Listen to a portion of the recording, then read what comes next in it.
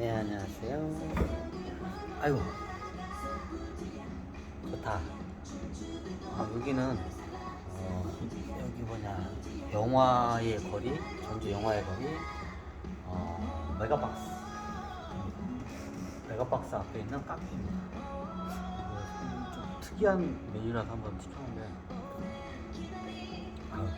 독특하네요. 근데 제 입맛에는 안 맞는 것 같아요.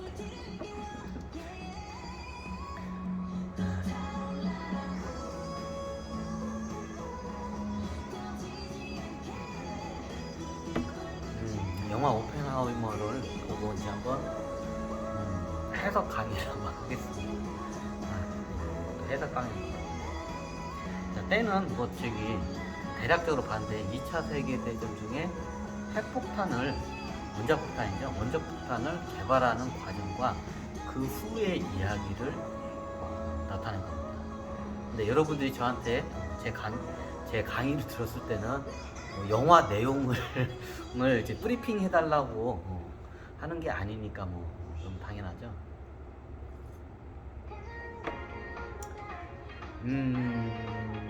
이때 상황에 어떻게요? 그 당시에 천신계부터 해가지고 차원계까지 다 어떻게 이게 돌아가고 있는지를 한번 제가 제 주관적인 해석을 한번 하겠습니다. 참고로 말하지만 제가 지금은 이렇게 말하지만 나중에는 또 바뀔 수가 있어요. 왜? 제가 지금은 발견한 게 있지만 발견하지 못한 걸 나중에 발견할 수 있어요. 그 점을 먼저 양해해 주시고 들어주시기 바랍니다. 그냥 재미있는 이야기를 듣는다고 생각하시고 들어주시기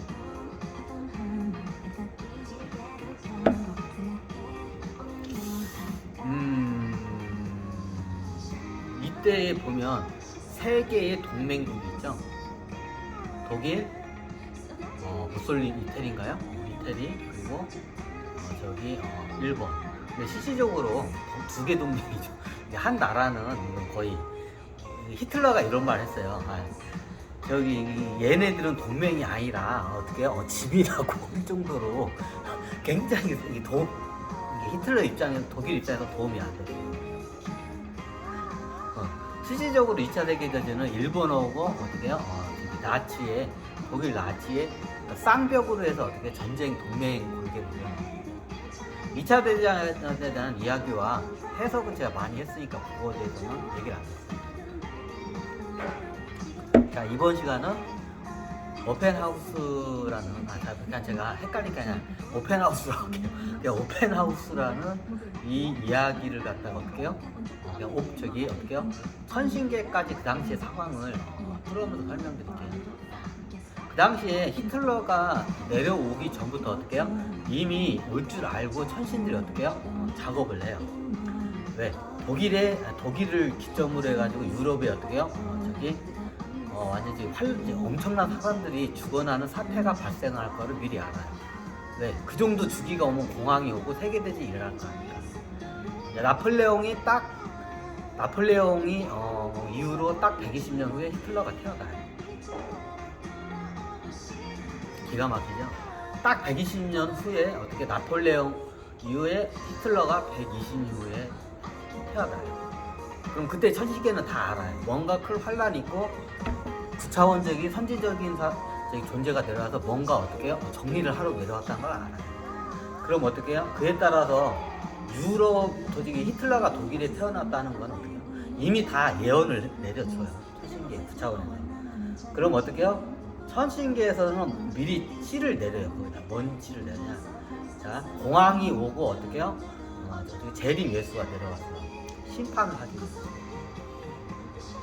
천신계는 기본적으로 알아요. 자, 그러면 어떻게 될까요? 자, 재림 예수가 심판으로 내려왔어요. 그게 누구예요? 히틀러예요. 그럼 어떻게 돼요? 이제 그 시기가 공황 시기하고 겹쳐요. 히틀러가 이제 자라는 과정. 그럼 어떻게 해요? 공황이 되는 시기에 히틀러가 이제 군인이 돼요. 그리고 어떻게 해요? 1차 세계대전이 일어나고 2차 대전 겪고 2차 세계대전 때 총통으로 올라서죠. 히틀러가. 이미 그 삶을 계약하고 내려왔어요. 장원 씨는요? 저는 그걸 포기를 했어요. 저는 그 운명을 거부를 했는데 계속 끌고 가려고 해요. 천신계에서도 끌고 가려고 구차원계에서도 끌고 가려고 해요. 그래서 어떻게 해요? 저는 그걸 어떻게 해요? 그걸 포기하는 대신 보통 이게 계약을 위반하게 되면 그에 대한 상응하는 뭔가를 해야 돼요. 그게 뭐냐 이거예요. 어떻게 해요? 앞으로 환란의 시대가 오는 걸 갖다가 여러분들한테 대중들한테 알려서 어떻게 해요? 이 환란의 시대를 같이 이걸 갖다가 막아내는 일을 갖다가 하기 위해서 제가 유튜브에다 이렇게 대중들한테 알리는 게 제가 재계약한 그래서 저는 재계약한 삶에 의해서 어떻게 해요? 여러분들한테 어떻게 해요?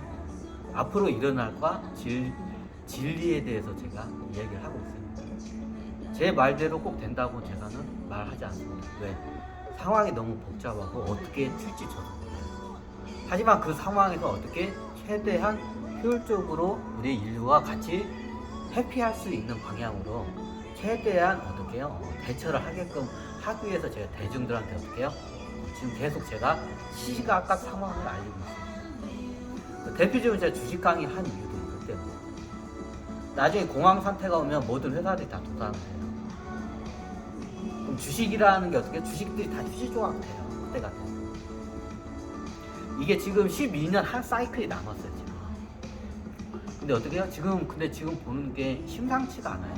왜냐면 한 사이클 넘게 이게 12년 사이클 넘게 이게 세계대전이 일어난 경우가 있거든요. 제가 봤을 때는 그 가능성이 좀 높아요.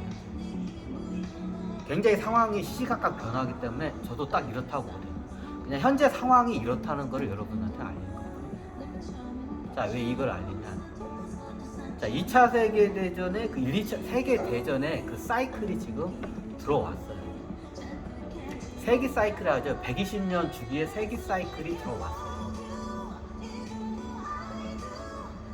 그럼 세기 사이클이 되면 어떻게 해요? 얼마 안 가서 세계대전이 일어나요. 이번 상황은 굉장히 복잡하고 뿌리가 깊어요. 문제가. 경제적인 것도 사회 구조적인 것도 차원계도 그렇고 영적인 문제가 굉장히 뿌리가 깊어요. 자, 이거를 여러분들이 해결을 해야 돼요. 저는 해결을 못해요. 왜?